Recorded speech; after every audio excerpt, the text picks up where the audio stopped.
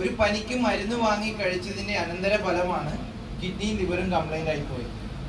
ഒപ്പം കിട്ടിയത് 70% ബ്ലോക്ക്. മനസ്സിലായി?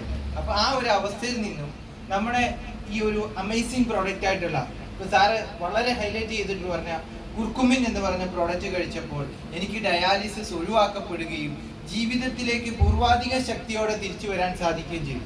അതിനുശേഷം നമ്മുടെ പ്രോഗ്രാം കേട്ടു. പിന്നെ നമ്മുടെ കാർഡിയോ സപ്പോർട്ട്, അതുപോലെ ക്രിൽ ഓയിൽ, കാൽസ്യം ഇതൊക്കെ കഴിച്ചു കഴിഞ്ഞപ്പോൾ എൻ്റെ ആ ഒരു കണ്ടിന്യൂസ്ലി ഫ്ലോയിൽ സംസാരിക്കാനുള്ള ബുദ്ധിമുട്ടുണ്ടായിരുന്നു. ഞാൻ പറഞ്ഞു 70% ബ്ലോക്ക് എത്തിയിട്ടുണ്ടായിരുന്നു.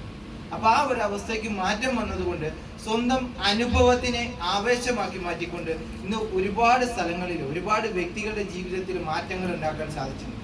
ഒറ്റ കാര്യമുള്ളൂ, നമ്മൾ എങ്ങനെയാണോ ഈ ഫീൽഡിലേക്ക് എത്തിയത് എന്നുള്ളത് നമ്മുടെ സ്വന്തം അനുഭവമായിരിക്കും, അല്ലെങ്കിൽ പല വ്യക്തികളുടെയും ആവേശമായിരിക്കും. ഇപ്പൊ മാഡം പറഞ്ഞു, മാഡത്തിന്റെ ഏറ്റവും വലിയ ആവേശമായിരുന്നു ഇതിനെ പിടിച്ച് ഇവിടെ കൊണ്ട് ഇടുക എന്നുള്ളത്. ഇട്ട് കഴിഞ്ഞപ്പോ പിന്നെ എന്തായി, അത് വിത്ത് നല്ല മണ്ണിലാണെങ്കിൽ 100 മേനി വിളയുക തന്നെ ചെയ്യും. നമ്മൾ വിചാരിച്ചാൽ ഈ ഹാളല്ല 10,000 പങ്കെടുക്കുന്ന പ്രോഗ്രാം ഈ മലപ്പുറത്തിന്റെ മണ്ണിൽ നമുക്ക് സാധ്യമാണ്. അതിന് നമ്മൾ ചെയ്യേണ്ട ഒറ്റ കാര്യമേ ഉള്ളൂ, എന്ത് പണിയെടുത്തിട്ടായാലും ഇവിടെ എത്തി. നിങ്ങളുടെ ഡയറക്റ്റ് വേർഡ് പറയുന്നുണ്ടെങ്കിൽ ആദ്യം ചോദിക്കുന്ന ഒന്നാമത്തെ ചോദ്യം സാറ് ചോദിച്ച പോലെ നിങ്ങൾ ഏത് ഡോക്ടറാ, ആദ്യം ചോദിക്കുന്ന ചോദ്യം അതായിരിക്കുമല്ലോ. ഈ MBBS 5 കൊല്ലം പഠിച്ചിട്ട് അവർ പറയണോ മാറില്ല എന്ന്. പിന്നെ നിങ്ങൾ എന്തുകൊണ്ട് പറയുന്നു ഈ 1 കൊല്ലം കഴിച്ചു കഴിഞ്ഞാൽ ഈ സപ്ലിമെന്റുകൾക്ക് ഇത്രമാത്രം പ്രാധാന്യം ഉണ്ടാവും?